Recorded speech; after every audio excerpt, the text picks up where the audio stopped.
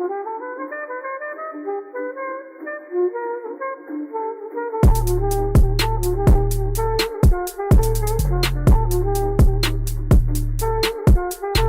guys. We are back for the weekly assist. My name is Mateo and I'm Nick Kennealy.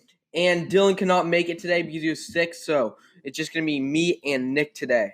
First off, we'd like to recognize the death of Kobe Bryant. Of course, you've already heard of it. It's been a couple weeks ago on January 26th. Just a huge tragedy. We haven't had a podcast the last couple weeks, so we weren't able to recognize it, but a very big tragedy. Him, his daughter Gianna Bryant, and 7 others were killed on that plane ride, so that is very, very sad. Very emotional experience, and there's been reaction league-wide in the NBA, even into other sports, and it's just super, super sad. Yeah, Kobe meant a lot to the sports world, but Kobe meant a lot. He was an inspiration to a lot of athletes picked up a ball because of him. Joel Embiid, to name one. He just meant a lot to a lot of people, and it sucks to see him go too early. Yeah, very, very, very sad tragedy. Sticking in the NBA, there was a 4-team trade on Tuesday night. Tuesday night had a lot of news, but the 4-team trade was between the Rockets, the Hawks, the Nuggets, and the Wolves. The Rockets got one of the biggest names, Robert Covington, and former Oregon alum and person that brought him to the Final Four, Jordan Bell, via the Timberwolves. And they also got the Hawks 2024 second-round pick. The Hawks got the other biggest name, Clint Capella and Nene, via the Rockets. The Nuggets got Kenta Bates-Diop, Shabazz Napier, Noah Vanderform and from the Wolves, and Gerald Green and the 2020 first rounder from the Rockets. The Timberwolves got Malik Beasley, who is another big name, Juancho Hernan Gomez, Jared Vanderbilt from the Nuggets. They also got Evan Turner and the Nets 2020 first rounder from the Hawks.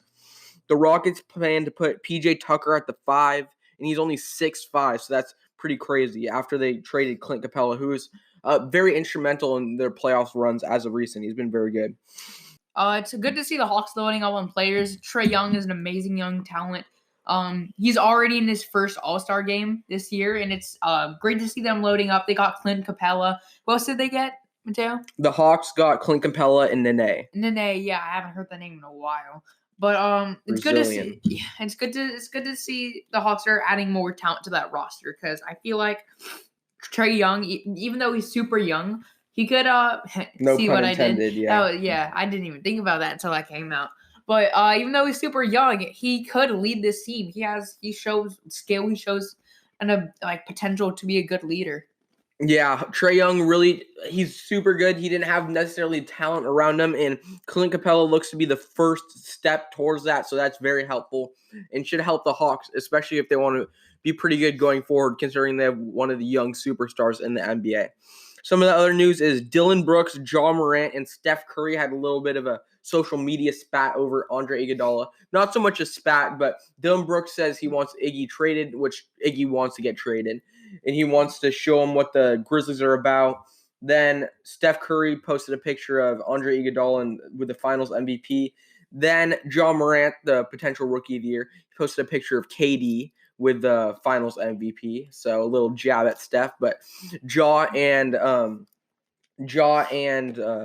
Steph say they're on good terms, and Ja said he's always idolized Steph Curry. One thing I thought was funny is Dylan Brooks was another one of the big Oregon players during the Final Four run. So Oregon players in that Final Four run, Jordan Bell and Dylan Brooks had a lot in the news cycle yesterday. Yeah, also Jordan Bell did play for the Warriors with Steph Curry when didn't he win one ring with them? Yeah, I think he won one ring. I really like Jordan Bell, but hopefully he's a good addition for the Rockets. And I heard they might mix him in at 5 too with PJ Tucker. Some of the other news is during the NBA All-Star game in a couple weeks, Team LeBron will wear number 2 to recognize Gianna Bryant, and Team Giannis will wear number 24 for Team Kobe to represent Kobe Bryant. D'Angelo Russell, trade talks have cooled down some. It said that the Warriors declined 2 first-round picks for him, which I think is ridiculous. I feel like we should have accepted that, because if they're planning on trading D'Angelo Russell, why not take 2 first-round picks? And one of them was supposed to be basically it's going to be a lottery pick the Timberwolves next year's pick. So I thought we should have taken it. Andrew Wiggins is also rumored in trade talks, but I do not want Andrew Wiggins' 5-year, $146 million contract. I think that's ridiculous. And Andrew Wiggins doesn't have like a real love for basketball, so I just do not want that. The Knicks fired their president just ahead of the trade deadline, Steve Mills. So everyone's saying that they're still the most poorly run organization in basketball. Going into the MLB, the huge blockbuster happened last night. Last night, Tuesday night, was a big day for news. Mookie Betts was rumored in trade talks, and the Red Sox are my second favorite team. The Giants are my first. My dog's name's Mookie, and I'm like, just please don't let him go to the Dodgers. Don't let him go to the Dodgers. Breaking news, Mookie Betts to the Dodgers. The Red Sox received Alex Verdugo from the Dodgers, and it was a 3-team trade, so they also got Brusdar Graterol from the Twins. He's the number 83 overall prospect in the MLB and is a potential good pitcher. The Twins got Kenta Maeda from the Dodgers, and the Dodgers received Mookie Betts, David Price, and cash from the Red Sox. Yeah, talking about your dog Mookie, it appears that you might have a Dodger dog on your hands. Yeah, unfortunately, you get the pun because that's what the Dodger hot dogs are. But my opinion on that is it's very unfortunate. I had a feeling Mookie was going to get traded. The Red Sox needed to clear cap space if they wanted to be a perennial contender, as the Red Sox are a big organization. Many people are saying like you see like small team markets do things like that, like Baltimore trading Manny Machado, but you normally don't see like the big team like the Boston Red Sox of all teams, the team that won the 2018 World Series, do these big trades to dump contracts, but that's just what they did here. It's very sad. Mookie Betts was one of my favorite Red Sox of all time. For me, it's like Dustin Pedroia, David Ortiz, and Mookie Betts. So it's very sad. He'll probably be my favorite Dodger because I hate the Dodgers so much. I'll still like him a little bit, as much as you can like a Dodger as a Giants fan, but it's just very, very sad. But hopefully that Graterol from the Twins hopefully turns into a big, good pitcher. Of course, Alex Verdugo, he's a very young outfielder. He could be a potential star, but not Mookie Betts tier. So that's unfortunate. But on other news, the Giants signed Wilmer Flores to a 2-year, $6 million year. This is the first multi-year deal that Farhan has signed during his tenure as a president of baseball operations for the Giants. So it shows that Wilmer is a pretty good acquisition, and some of his stats have actually surprised me. Because I knew him. He was a division rival last year. He was a D-back. And guess what? He hit 317 last year, and that's better than any other Giants outfielder. Infielder. He can also play any infield position. In his career, at first base, he's played 143 games. At second base, he's played 134 games. At shortstop, he's played 135 games. And at third base, he's played 158 games. So I feel like he could be a very key outfielder, not necessarily just his flip that Farhan likes to do, but he could be very helpful in being able to move some people around, giving some rest days to some of the Giants infielders, and I think this is a pretty good deal for us. Pete Rose asked for reinstatement after he saw that the Astros players got no trouble after the supposed beating. Buzzing and sign stealing. Beating of trash cans. But Pete Rose thinks that he should be reinstated and allowed to go into the Hall of Fame after he got kicked out of the MLB when he was a manager and he was betting on games. But he said he was betting on himself, so. Hey, like Richard Sherman said that one time, always bet on yourself, and it worked out for him. But yeah. Okay.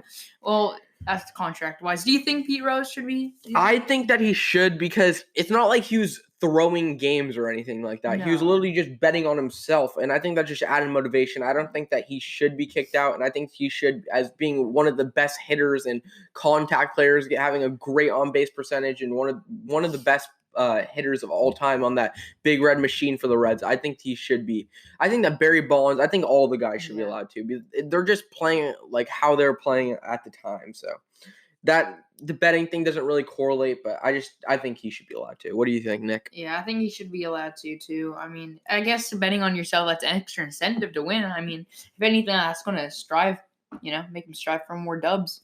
Yep.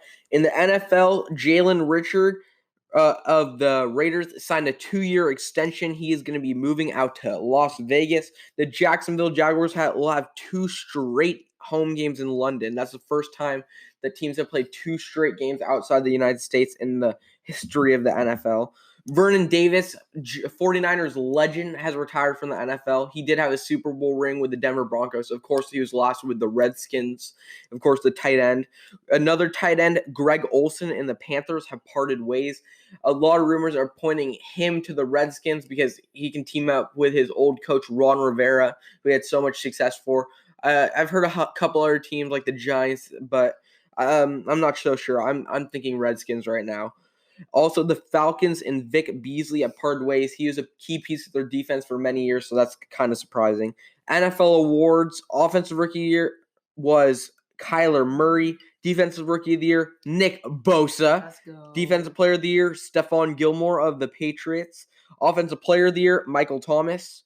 Hall of Fame is Steve Atwater, Isaac Bruce, Steve Hutchinson, Edgar James, and my favorite that got elected, Troy Polamalu. It's pretty cool now that I'm getting older and some of these players have retired. It's cool to see some of the players that you grew up watching get into Hall of Fame. For example, Derek Jeter in the MLB, Troy Polamalu, some of these greats that I grew up watching. It's really cool to see them in the Hall of Fame. As when I was growing up, it's just like these people that I know of, but I didn't really get to see with my own eyes. So that's pretty cool. Comeback Player of the Year, Jimmy Garoppolo got snubbed, and they gave it to Ryan Tannehill. Ryan Tannehill. So you give him an award. On a bad team. I mean, he just handed the ball to Derrick Henry. Yeah, give him an award for handing the ball off. So yeah, I mean, we're not going to talk about the Packers. He did play pretty well, but I just think Jimmy Garoppolo coming off the injury. Of course, I'm just going to say this right now. Nick's Comeback Player of the Year was Le'Veon Bell. So that was his prediction before the season. But who was yours? My comeback, mine was Jimmy G. Oh well, neither of us won. Yeah, Coach of the Year was John Harbaugh. Assistant Coach of the Year was former 49ers offensive coordinator Greg Roman and current Ravens offensive coordinator. And Walter Payton Man of the Year was Calais Campbell of the Jaguars. That's all for news, and now we have to get into the Super Bowl. Very unfortunate. I finally calmed down. It was a very emotional thing. I was very happy and very excited. I'm like, we actually have a chance. It's going to happen. Potentially, I don't have to watch 2 49ers Super Bowl losses in my life, but then Patrick Mahomes said, never mind. This one felt hard. This one, I mean, I don't think it hurt as much as the other one. Well, I mean, when we were younger, we were in that era. It was 2012. It was the Giants had just came off. Was it 2012 or 2013? It was 2013. Giants had just came off their second World Series win in 2 years. We were used to winning. The Warriors were starting to get the Sharks. But, it was like we were used to winning championships. We'd have only seen the Giants win. So we were assuming that the Niners would win and lost to the Ravens, which I honestly, there was a good chance that could have been the Super Bowl matchup. But, I still think this one hit harder, though, because, I watched football then. I understood the game, but, I wasn't, as in-depth as I am now. It didn't mean that much to me then, but I'm not saying it means everything to me, but this one, it just hit harder, For me, both hit pretty hard. The last one, it was like we were the hot team. We were like the Lamar Jackson team. We were the Ravens basically back then. And Colin Kaepernick was on fire. Our defense was popping off. And I was super confident going into that one. I was very hopeful that we were going to be able to pull it off against the Ravens and Joe Flacco. But that one, it really hurt, especially in 5th grade, having to go to school the next day and have to endure that loss. There's a picture of me just sobbing after that loss. But I wasn't sobbing after that one. No, for this one, it was very, very, very upsetting. Coming in, everyone picked the Chiefs. The Chiefs were favored. People thought that the Chiefs were going to destroy the 49ers, and it got off to a little bit of a slow start. We were down 10-3. We had just been running the ball consistently. I feel like we should have thrown it a little bit more to start the game, and then at halftime, right before halftime, we were able to get a touchdown with Juszczyk. That was super cool. Juszczyk hurling into the end zone. The funniest part was when Tyrann Mathieu was just like, nope, I'm not getting myself involved with that tackle. I do not want any part of that grown man fullback. I was so happy. I'm like, that's my fullback. fullbacks normally don't get enough credit, and Juszczyk actually had a very, very big game. And yeah, he could have had a second touchdown, but he was down on down the 2-yard super line. close, and we were able to punch it in with Mostert eventually. But starting off the game, we had some very good runs by Devo, some very good play calling, and then before halftime, I was so confused why we didn't call timeout. Yeah, so it was about 30 minute 40 left. Fourth down for the Chiefs. They were punting it. For some reason, I was like, timeout. I was like making the timeout. Yeah, even our GM John Lynch was up in the box and he was calling timeout, but for some reason I don't know if Kyle Shanahan just wanted to play conservatively since we were tied and getting the ball after halftime. But I think with like a minute 40 left, we should have at least tried to score. But we did try to score as we ended up throwing deep. So it baffled me 100%.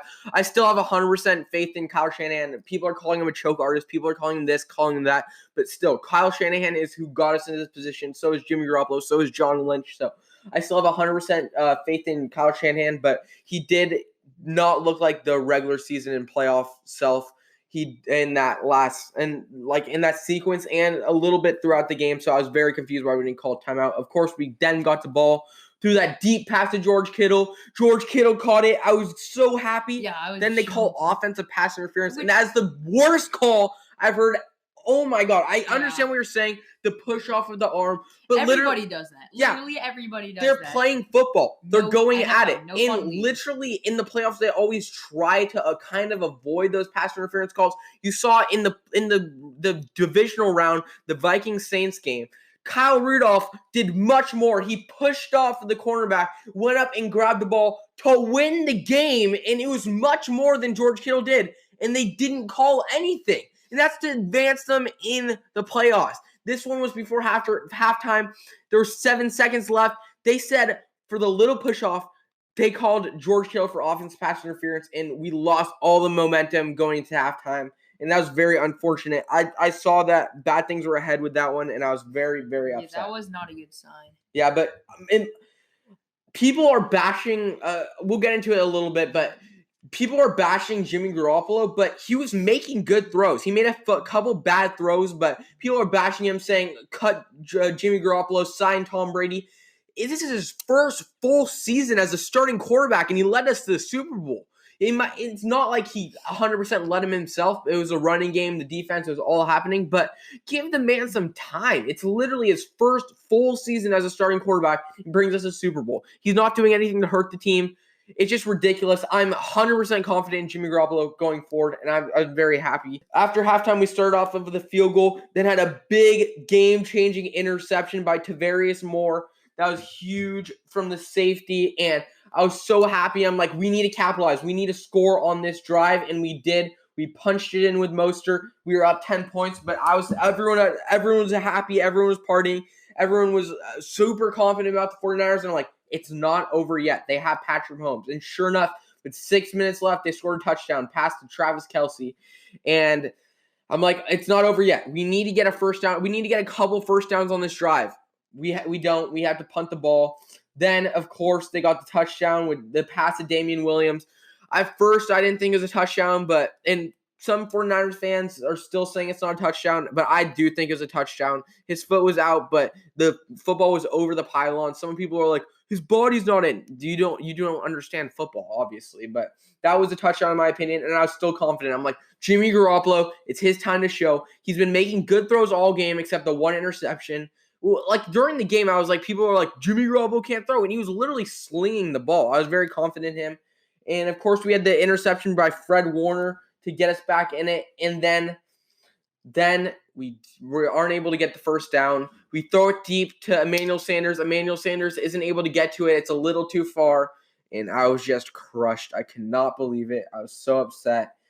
And then I was hopeful. I'm like, we still have 3 timeouts. We still have a chance. And then Damian Williams struts into the end zone, and I go up to my room and don't watch the rest of the game. But, yeah, it was very sad. But, of course, the two big things, we blew the game. I'm not going to ignore that fact. There are some points where it could have gone more our way. I definitely think the officials were favoring the Chiefs in this one. But Sherman got burnt. He got burnt by Sammy Watkins. He got burnt by Tyreek Hill. He was not playing his Pro Bowl, All-Pro caliber self during that game. Also, one thing I will note is Richie James has been a good returner for us all year.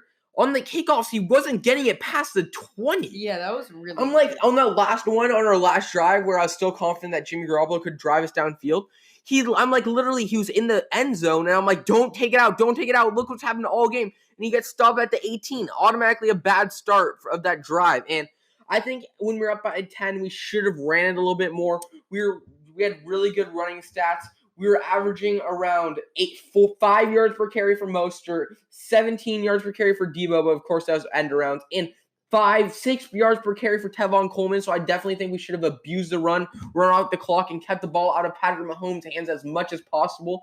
But of course, the conservative play style earlier in the first half come back and bit us in the back, because they were able to pull ahead, and they ended up winning by 11 because of the final touchdown by Damian Williams to seal the deal. But just very unfortunate. Also, Patrick Mahomes, he got him back in the game, but he's quite possibly the worst Super Bowl MVP of all time. He fumbled twice and threw 2 interceptions. I definitely think they should have gave it to Damian Williams in that one. Anything else you want to add, Nick? That game had me down, but Sherman, yeah, you mentioned it earlier. Sherman was getting burnt left and right and center. He was just getting burnt over the top. There's some times where they missed the tackle while getting like absolutely spun out. I feel like that game was clinchable. We could have had that game, but Kyle Shanahan, people would say we'll be back. We'll be back. That's all I have to say about that one. Yeah, people are bashing. Although now when we're recording this, it's Wednesday. You're probably going to hear this on Thursday. It's just overreaction Monday. Cut Jimmy Garoppolo, sign Tom Brady. That's the dumbest idea I've ever heard. We have a young quarterback. I know Tom Brady's a GOAT. I definitely think he's the GOAT, but you don't want to invest in a 40-year-old plus quarterback. I think he's 43 or 42 at the time. And drop your young 29-year-old quarterback for him, who Jimmy Garoppolo is probably going to be our future quarterback. I have extreme confidence in him. He's still a young quarterback, still developing. He brought us to the Super Bowl, as I already said, in his first year as a starting quarterback. Kyle Shanahan and John Lynch have got us into it at this point. I think with a few offseason moves, honestly, our schedule looks so easy next year. I was looking at it, and it looks very easy, like we're going to be able to easily clinch the NFC next year. If you haven't seen our schedule yet, it's literally at home. We played the Eagles dub, Bills dub, Packers dub, Rams dub, Redskins dub, Dolphins dub, Cardinals dub. We'll probably lose one of 2 to the Seahawks just because of the rivalry. Cowboys dub, Patriots, it depends on what they do, dub. Saints, it depends on the offseason, but like literally we play the Jets and the Giants. We play the Seahawks and Rams, of course, but it looks like a much, much easier schedule than last year, and I have extreme confidence in our entire roster, entire organization, Jimmy Garoppolo, Kyle Shanahan. We will be back. I just can't stand the people that are trying to say that the 49ers, this was their only chance. And that was the case in 2013, as then the next year Jim Harbaugh went 8-8, and then we ended up firing him because him and Trent Baalke didn't have the greatest relationship. But now we're in a much better situation. We have a young defensive team. If we can retain Eric Armstead, DeForest Buckner, we're obviously going to re-sign George Kittle. But if we can get another wide receiver weapon, like, for example, A.J. Green, and we get some secondary or offensive line help in the draft, we're going to be right back and better next year. Now, to ease the pain of the NFL Super Bowl loss, now it's XFL's time to shine. Yeah. I'm actually very confident that the XFL is going to be the only successful league besides the NFL, because it works on a different time period. And there's a lot of ex-NFL talent, ex-big names. For example, Cardell Jones, who won the national championship with Ohio State. He is on the DC Defenders. There's a bunch of other names too. And on Saturday, the Seattle Dragons play the DC Defenders to start off the league, and the LA Wildcats play the Houston Roughnecks. On Sunday, the Tampa Bay Vipers play the New York Guardians, and the St. Louis Battlehawks play the Dallas Renegades. Personally, if I'm going to choose a team right now, I was going to go DC Defenders because PFT was almost on the team and they have a lot of talent. But Cardell Jones beat the Oregon Ducks in the national championship, and I'm just thinking I cannot root for him. So I'm going with the Battlehawks, the St. Louis Battlehawks. There's no city that I directly connect with. The only California team is LA, and I can't root for an LA team. So I'm going St. Louis Battlehawks because they have Marquette King, who is a longtime Raider. Even though I do not like the Raiders, I'm not a Raiders fan. I always liked him because he added swag to the punter position. They also have a young quarterback, Jordan Ta'amu. He was the quarterback at Ole Miss when A.J. Brown and DK Metcalf were there. So I think he could be he's the youngest quarterback in the XFL. He's 22 years old, and I feel like he could be the face of the XFL for years to come. And when I'm looking at the rosters, they do have an Oregon alum, former long snapper Tanner Carew. So I'm definitely going with the St. Louis Battlehawks, and they have fire uniforms. So I'm going with the St. Louis Battlehawks. Yeah, I'm going to go with Tampa Bay Vipers. No real reason, actually. I looked through the teams, looked through the color schemes. I was like, well, yeah, like Mateo said, no California teams except LA. I was going to go with one of the Texas teams. I was probably going to go with the Dallas Renegades, but I was like, the name of their team reminds me of a TikTok trend, and I don't like TikTok. So I was like, and I didn't want to go with the Houston Roughnecks. I don't know why. It sounds weird to me. Yeah. So I was like, you know what? Tampa Bay Vipers. I was hoping that Tennessee would have a team, but Tampa Bay Vipers, that's my team. I'm hoping that they'll expand a little bit because I'm hopeful that this will actually be an expansion league that actually works, because it could work as a minor league for the NFL, and they could develop a lot of talent. So I'm hopeful that it's going to work out, and I'm very excited for the XFL actually. And I wasn't excited at all for the AAF, but I feel like the XFL has a mix of talent, and they have the TV contracts, they have merch already, they have some good names, some good brand ambassadors, some big coaches. For example, the Seattle Dragons coach is Jim Zorn, the former Seahawks quarterback, and I'm hopeful that XFL works out, and I'm hopeful that they'll expand a little bit as they grow. Maybe next year they'll have 12 teams instead of 8. Maybe there's going to be a San Francisco team. You never know. Boston team. So I'm just hopeful that I'm very confident that XFL is going to be the only one that is going to work out. Okay, so here's a hypothetical. If you were to make an expansion team, besides maybe San Francisco or somewhere in California, where would you put it? The one reason why I did like the St. Louis Battlehawks is because they don't have an NFL team, so that's very, very cool, because they're going to have the whole football fan base there. But I'd have to go with – all right, I'm going to have to go with Oregon, because they don't have any professional football team. They have the Portland Trailblazers, so I think it'd be cool to have an Oregon team. And they could also recruit from Oregon, because right there. And also Boston, because – of course, everyone in Boston's a Patriots fan, but they don't have any in the heart of Boston team. So I think that'd be pretty cool. What do you think, Nick? I'm thinking either Denver or Nashville, just because I like the cities. I know Nashville already has the Tennessee Titans, so Memphis could also be a good spot if I'm trying to put a team in Tennessee. But I'm saying I get a team in Nashville. Their team name, the Guitars. Wow, that's great, Nick. And the logo is an acoustic guitar, but it's holding a football, right? And then it's hitting somebody. Great idea, Nick. I haven't fully thought out the team yet. All right, so that is it for the weekly assist. Thank you guys so much. I know we were on a little bit of a break, but now we are good to go. We're going to be right back on it with a lot of MLB, NFL news, NFL offseason, and, of course, the NBA regular season. And we're going to go into XFL a lot. We might change a little bit of our schedule, but we will continue to pump out content bi-weekly. Of course, we are the weekly assist, not bi-weekly, weekly. But my name is Mateo Reynes. My name is Nick Kennealy. And make sure to like, subscribe, find us on all the nice platforms: Apple, Spotify, Anchor, of course, our sponsor, and Google Cast, YouTube, and Overcast, a lot of different places. But thank you guys so much, and we will see you guys next time.